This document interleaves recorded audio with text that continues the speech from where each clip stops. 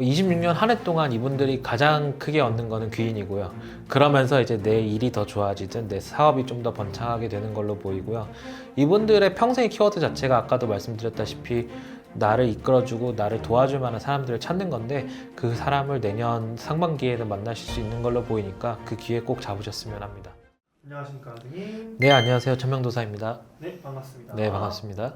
자, 저희가 오늘도 이어서 이제 2026년 이제 병오년 말의 해 새해 운기 한번 알아볼 건데요. 오늘은 이어서 이 뱀띠분들 한번 알아볼 거예요, 선생님. 네. 그래서 뱀띠분들 새해 운기 좀 알아볼 건데, 그 전에 이분들만의 특징이 있다면 좀 어떤 면들을 갖고 있으신지 먼저 말씀 부탁드릴게요. 한번 볼게요.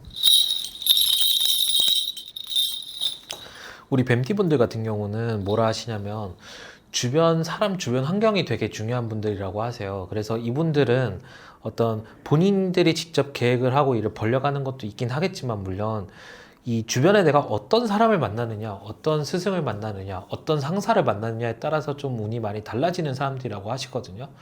그리고 마찬가지로 이게 본인 부모나 가족도 포함해서요. 그러다 보니까 이게 내가 좀 초년부터 괜찮은 사람들을 만났다면은 이분들은 풀려가는 데 있어서 크게 문제가 없었을 것이고, 다만 주변에 좀 내가 안 좋은 사람들을 만나거나 내 주변에 좀 이상한 사람들이 많은 분들은 좀 이 일이 계속 꼬인다고 얘기를 하세요. 그 이유가 이 뱀띠의 가장 큰 특징이 본인 환경에 따라서 나의 모습이 좀 많이 영향을 많이 받기도 하고 나의 모습이 좀 많이 달라지기 때문에, 이분들은 뭐 새해 운세를 떠나서 가장 크게 평생 풀어야 될 숙제가 본인의 제대로 된 선생님 혹은 제대로 된 어른을 만나는 게 가장 큰 숙제였다고 하시네요. 네. 알겠습니다. 자, 그러면 네. 이 뱀띠분들 같은 경우에 네. 좀 사람들과의 관계는 좀 어때요? 인간관계는? 이게 좋은 쪽으로든 나쁜 쪽으로든 주변 사람들의 영향을 많이 받는 분들이다 보니, 또 주변 사람들한테 많이 의존하는 스타일이시기도 해요. 그러다 보니까 사람마다 좀 다르긴 하겠지만, 얘기하시는 게 좀 어떤 사람들은 이 뱀띠 분들을 좀 많이 부담스러워하는 사람들도 있고, 반면에 또 어떤 분들은 이렇게 좀 이용해 먹으려고 하는 사람들도 솔직히 좀 보여요. 그래서 이분들은 그 가장 크게 신경 써야 되는 게, 이렇게 기본적으로 좀 사람한테 의존적인 성향을 좀 가지고 계신 걸로 나오거든요. 그리고 이분들의 특징이 내가 믿는 사람들 혹은 내 사람이라고 판단되면 정말 이제 뭔가 마음을 다 주는 사람들로 나와요. 그러다 보니까 또 딱 얘기하시는 게, 사람들을 잘 만나고 그리고 너무 이렇게 내가 사람을 믿지 말라라고 얘기를 하십니다. 네. 알겠습니다. 네. 뭔가 본인 스스로의 뭔가 그게 있어야 되겠네요. 네, 본인만의 좀 그 가치관이라던가 좀 주관이 확실하게 잡혀야 되는 분들이기도 합니다. 알겠습니다. 그럼 다음 넘어가서 네. 2026년 전에 2025년 자체가 이제 네네. 을사년이라고 해서 네네. 뱀의 해였잖아요. 네. 그래서 뱀띠분들 초반에 네. 이제 기대를 많이 하셨을 텐데 네네. 올 해가 선생님 어떻게 좀 흘러와서 마무리가 되고 있는 편인가요? 볼게요.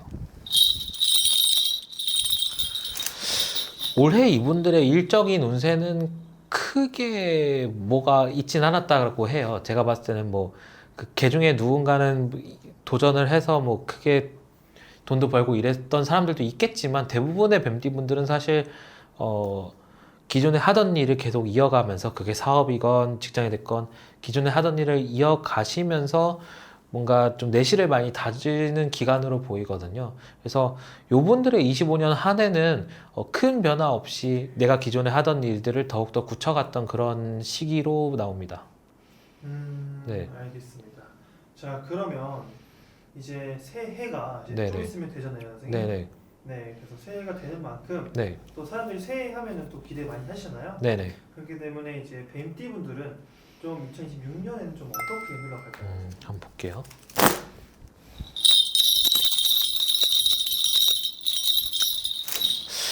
딱 띠 새해 운세를 넣자마자 하신 얘기가 뭐라 하시냐면, 내년 4월에서 5월 사이에는 이분들이 좀 귀인 운이 들어온다고 얘기를 하세요. 그래서 요분들 같은 경우는 아무래도 나를 끌어주고 나를 도와주는 사람들의 존재가 중요한 분들이다 보니, 이분들은 어떻게 보면은 재물운이랑 귀인운이 좀 연관되어 있는 사람들이거든요. 귀인이 들어오는 시기가 내년 4월에서 5월 사이라고 하시니까 그때 꼭 좋은 인연을 만났으면 합니다. 그 귀인이라는 게 어떤 일적으로 상사일 수도 있고요. 아니면 이제 사업 파트너가 될 수도 있고요. 그게 아니면은 저는 결혼운도 좀 보이는 분들도 있습니다. 그러다 보니 일은 그대로 계속 가져가시되 저는 뭐 사업하시는 분들이라면 이제 사업적인 그 파트너를 만나서 일을 더 키워갈 수도 있는 것이고, 그리고 뭐 직장이라면은 내가 좋은 상사를 만나서 성과를 낼 수 있는 시기이기도 하고, 그리고 결혼을 생각하시는 분들이라면은 내년 그 4, 5월 요때 이후로 생각을 해보셨으면 좋겠네요. 알겠습니다. 네네. 자, 그러면 이제 선생님이 말씀해 주시긴 했지만 네네. 네, 가장 기대해 볼 수 있는 네네. 공기가 좀 전거 말고 또 있나요? 그리고 혹시나 좀 건강에 대한 걱정이 많으신다든지, 혹은 건강에 대한 좀 이미 좀 건강이 안 좋아서 많이 신경 쓰시는 분들이 있다면 이분들 같은 경우는 내년 상반기까지는 조금 호전되는 건 안 보이고요. 다만 내년 7월, 8월 이후 하반기에는 이분들의 건강이 좀 많이 좋아지는 걸로 보이니까 계속 신경 쓰시면은 건강운 자체도 되게 좋게 들어오네요. 알겠습니다. 네. 자, 그러면 건강 쪽이 네. 괜찮은 말씀이신 거죠? 네네네, 맞습니다. 네, 좋습니다. 자, 우리 사람이 뭐 돈보다 중요한 게 건강이라고들 많이 네네네. 하시기 때문에 네. 그래서 좀 다행인 면이긴 한데 네. 반대로 그럼 조심해야 될 부분도 좀 있을까요, 선생님? 이분들 같은 경우는 내년에 가장 조심하셔야 될 건 이 귀인운이 들어와서 사람들 간의 그 좋은 사람이 새로 들어오는 건 맞지만 기존에 알고 지내던 사람 중에 내가 좀 뒤통수를 맞을 일이 있다라고 하시는데, 그게 이제 내년 6월에서 8월 사이의 일이거든요. 그래서 그 귀인운이 들어온과 동시에 내 인연이 또 정리돼야 되는 시기가 내년 6월에서 8월이세요. 그래서 그 시기에 겪어야 되는 인간관계에 대한 문제는 조금 겪고 지나가야 되는 문제로 보입니다. 그래서 혹시나 내가 좀 기존의 주변 사람들이랑 좀 많이 부딪혔다든지, 혹은 내가 좀 그 믿었던 사람들과의 이렇게 좀 이별이 있을 수는 있다라고 얘기하는 게 내년 6월에서 8월이네요. 아, 그래요. 네, 알겠습니다. 그런 부분은 좀 참고해 주시면 좀 네네, 더 도움이 되겠죠. 네네, 네, 좋습니다. 자, 저희가 오늘 이렇게 해서 이제 뱀띠분들 딱 신년 운세 알아봤는데 네네, 이 뱀띠분들만의 선생님 핵심 키워드나 네. 포인트는 어떤 부분일까요? 26년 한 해 동안 이분들이 가장 크게 얻는 거는 귀인이고요. 그러면서 이제 내 일이 더 좋아지든 내 사업이 좀 더 번창하게 되는 걸로 보이고요. 이분들의 평생의 키워드 자체가 아까도 말씀드렸다시피 나를 이끌어주고 나를 도와줄 만한 사람들을 찾는 건데, 그 사람을 내년 상반기에는 만나실 수 있는 걸로 보이니까 그 기회 꼭 잡으셨으면 합니다.